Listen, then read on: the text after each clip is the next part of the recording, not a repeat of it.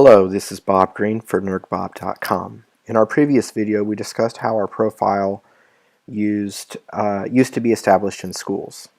I spoke about the example of my uncle's behavior as a student evoked bad memories for my art teacher, but then showed how my dad's behavior evoked positive memories for my social studies teacher.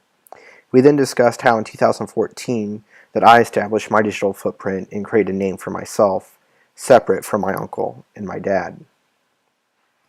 We live in a world in which self-publishing has never been easier. The cost to self-publish is almost non-existent, and there are various platforms for which to publish through. My favorite platforms are Evernote and Pistachio. Evernote is a note-taking application with a multi-platform presence, and it is on any device that I carry with me on a daily basis. The program is designed to handle notes and notebooks that are created by the user. A note can contain text, web clippings, pictures, audio, and attachments. The program has what is known as optical character recognition, or OCR, which enables the program to make the text within your pictures and your files to be searchable. It's a great feature to have. Later on, you'll see why.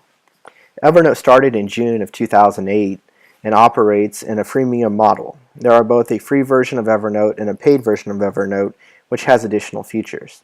They also now have versions of Evernote designed for business and education entities. Evernote exceeds at achieving its tagline of "Remember Everything." When a program starts to add new features, it runs the risk of losing its core focus. Evernote could have developed a platform for turning your notes into a website, but that wasn't its core focus. That is where the opening up of the Application Programming Interface, or the API, and the Developers Cup sponsored by Evernote allowed third parties to come in and create new products using Evernote. The benefit for the third parties in this situation is that they already have an established user base through Evernote at which to market their application based off of the Evernote platform. Pistachio is a third-party application that came about through the use of the Application Programming Interface.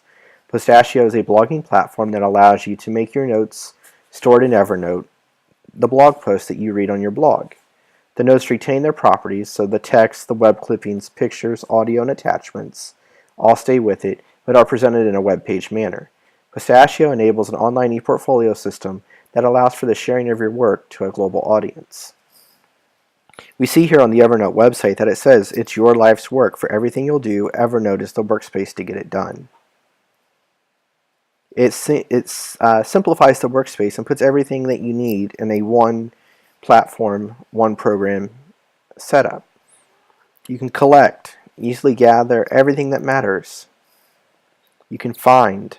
I use the find feature all the time, remembering keywords, or maybe remembering the name of somebody that I met with, or even remembering the recipe for beef and noodles and how did I make it taste the way I did.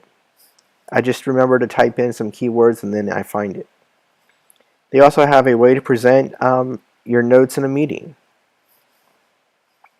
You can see that Evernote is free.